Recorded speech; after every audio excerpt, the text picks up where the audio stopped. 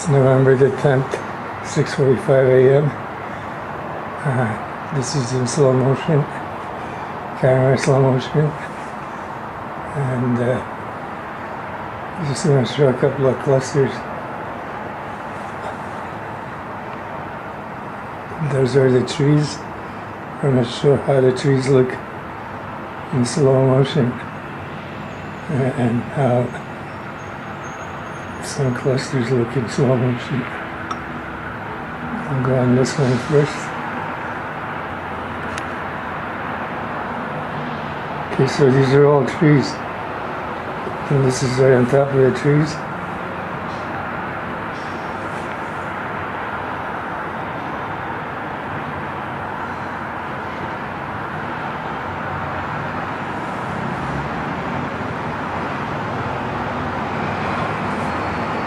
Okay, so you can see that the trees that look like trees are not really trees. Okay, there are all these orbs. Look how many of them there are, and the whole thing is a hologram.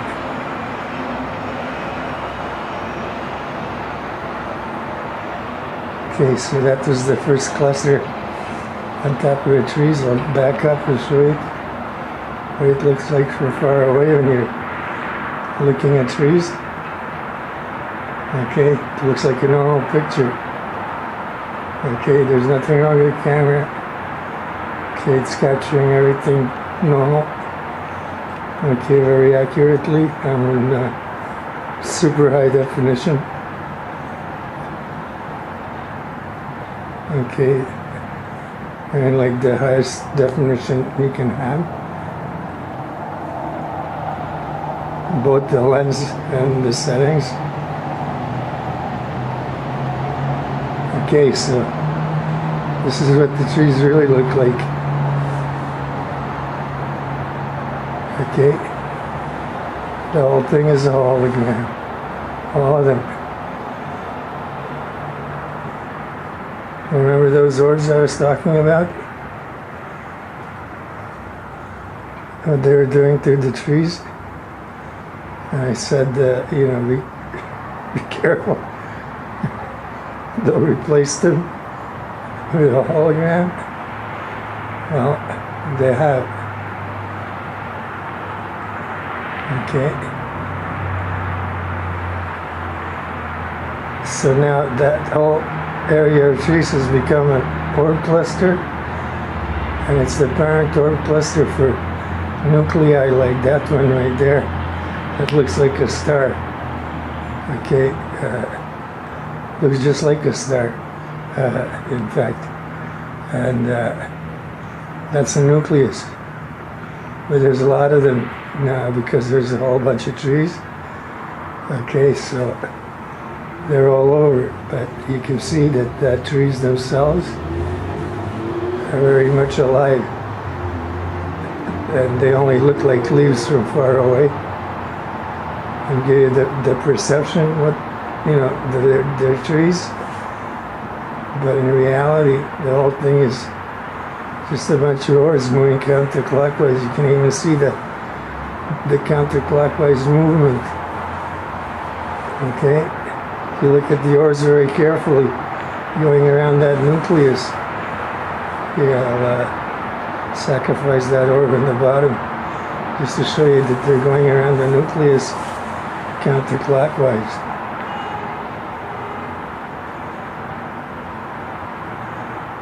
Okay, if you look at the orbs carefully, they're going around that nucleus in a counterclockwise fashion. They're revolving around it. And from all sides, but they're all going counterclockwise. But you could see it even on a flat surface if you were just looking at two-dimensional image.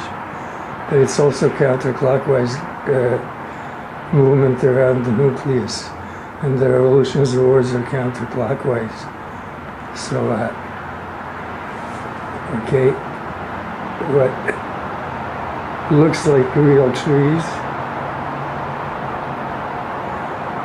You know, in a normal setting. Okay, he's a hologram. The whole universe could be a hologram like that. I mean, our entire planet can be a hologram. If it's possible to make all those trees into a hologram. Okay, I mean, look, there's the image. There's nothing wrong with the camera. We go back to the trees.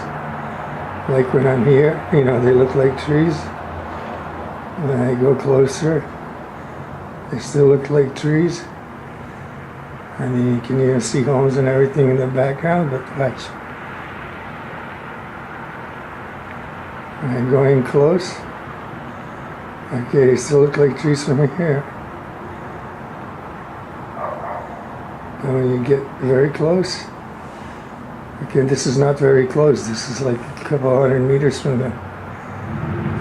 Right now, the camera is within like a few 100 meters of that cluster. The lens, I mean, is picking it up off from about 200 meters, let's say. If I come in any closer, that's from about 100 meters.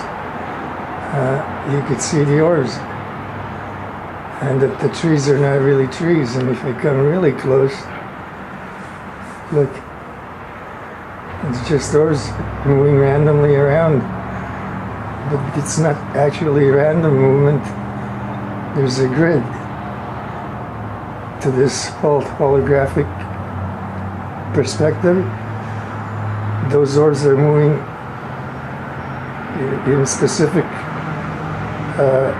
ways on a specific grid, which identifies the hologram being presented to the naked eye and to the mind. Okay, so the interpretation and the structure of what the eye and the mind can see is on a grid pattern that can be identified by looking into what they're made of. You know, in reality, what makes it up. And you can tell that it's a hologram. You know, if you can have the right tool. Okay, look how normal they look. Okay, watch the homes. Okay, those are homes over there.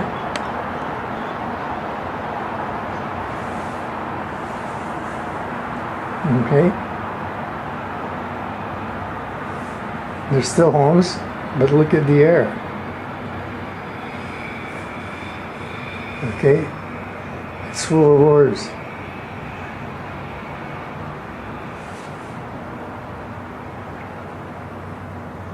Okay, there's a lot of orbs in the air. And they're all coming off the trees now in the morning, because the trees are not real trees. Okay, they're orbs.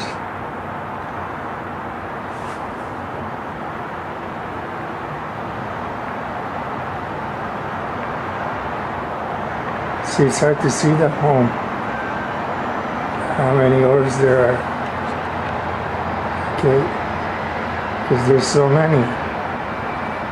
I'll go over here where there's no trees at all.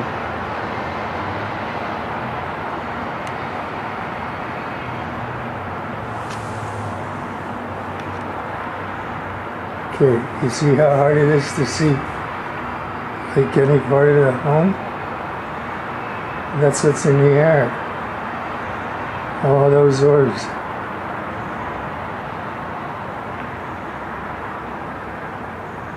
Okay, so you have to like now question that is a person who went just by just now. So you have to question, like, you know, is that home also a hologram, or is it real? because when you come right up to it, you can't be sure because there's so many ores in the air. It's not happy with me, that one. See, it's changed. There's no more of those red ores or anything around it. It's changed, that cluster.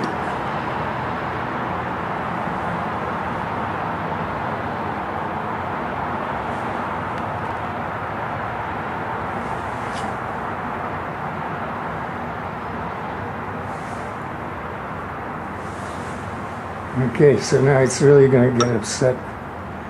I could see it building up energy right there in the nucleus center. You see the nucleus? That's the center of the parent cluster, and then there's a center of the nucleus. And then there's a center of that center. And it goes right in, like microscopic, even smaller. You could go, it's like a tunnel, smaller and smaller. And that's what a wormhole looks like, you see? See the shapeshift right there? And now it's going to have those red orbs that were there before. But I'm not going to stick around and wait for it to do that. I want to see the other one. There's another one over here somewhere. It's still there. Yeah, this one. That one was already hot.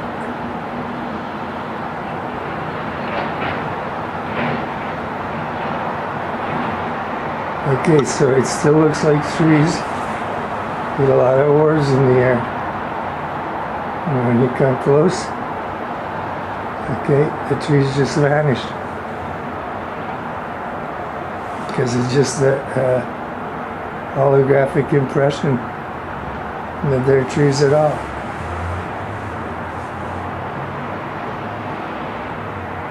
So the universe could be holographic. This whole planet could be a hologram, but if you exist within a holographic reality, you can't tell that it's a hologram because you're in it too. So everything in it seems real if you're a hologram, just like the rest of the things in it. And that's the whole thing. So, how do we see UFOs and things like that appear, vanish, appear like apparitions? It's because they come in from another dimension. They're not in our dimension. When they reach our dimension, that's when they become an object or some type of reality, a real form. And then when they leave our dimension, and even if they travel through our dimension in another dimensional form, then they appear as apparitions, ghosts, UFOs, specters, illusions, holograms, and things of that nature.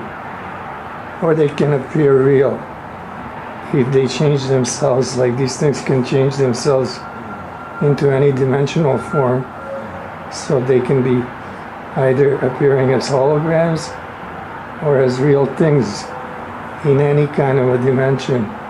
And that's the advantage that they have, being energy entities, is they are able to be transforming themselves and transmuting that energy from an energy state existence and a being to a physical state existence and a being. Okay, and it can be that either a being in a physical form or an object in a physical form. Regardless of what it is, it always remains an orb because it can always go back to its natural state. And its natural state is energy, pure energy. And it's intelligent, pure energy. And that's what I'm talking about. So, when you think things look normal and everything is the way it's supposed to be, okay, that may not be so. Okay? You can't trust everything you see, and your senses can be deceived easily just by a lot of motion and a lot of color. And smart organisms like this, or entities that come from somewhere else, from another dimension at least, could be this universe, could be another universe, who knows, but they definitely come from somewhere else.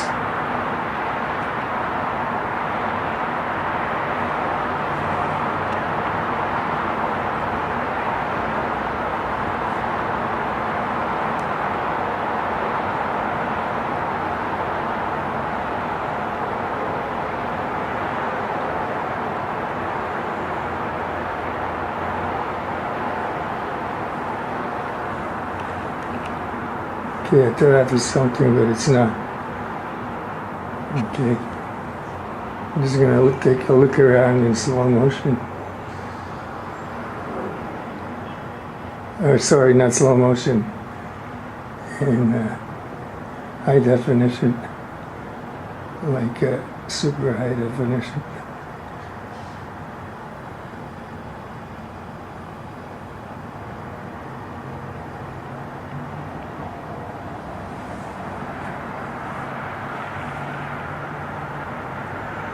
Okay, last time I filmed this thing,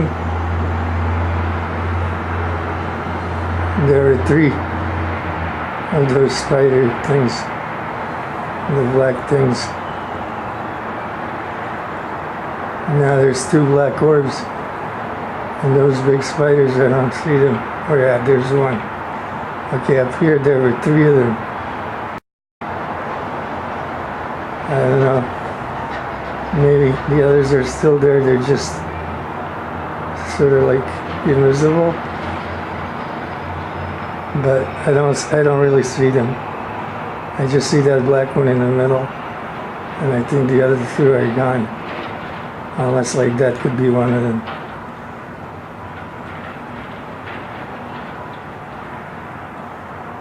But you see all the treetops and everything in that area? Okay, the trees, okay, they all look like orbs. Okay, there are the cables where I shoot those orbs at night. They go down the whole thing. Okay, this whole area, like it's all cables. Okay, it's pretty long. Couple of miles, and it goes like all the way to this other side, right through all those trees, and all the way past here. There's some right there already. Okay, there's some of them are still up. Okay, these. Okay, so you can see the building, but there's going to be a lot of orbs in the air. Like that up. Let me just move it up. There's going to be a lot of orbs in the air soon when they start leaving the trees. You see, this is a tall building, so see, there's even some right on the roof. See them on the roof? Okay, that's because I'm in high definition. I can pick them off.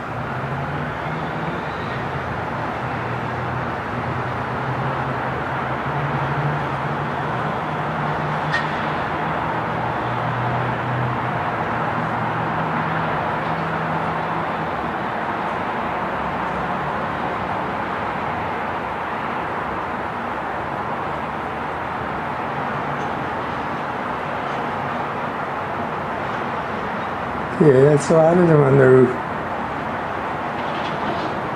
And then you come down here where the cables are, and you know, they're swamped all over. Because those are clusters. And that's really far away. Look at how fast the ores are moving around the clusters. You know, they're revolving counterclockwise super fast. And, you know, there's a lot of them. So they're producing a lot of ores. And one alternative idea is that there's so many ores in the air, you really can't see the trees. The trees are really there and they're real. Or else they ate all the trees, like I was saying before. They're eating the trees, and now there aren't any trees. They're all gone, replaced by ores. And the whole thing is a holographic representation of trees, because they ate the trees. And that's what I'm talking about. First they take our electricity, then they eat our trees. And they, you know, they're creating a lot of heat, and they're taking the electricity, and plus they come from space, they're radioactive. That's adding even more heat to our planet. So we're going to have problems with these things, because they're going to cause a lot of global warming, you know.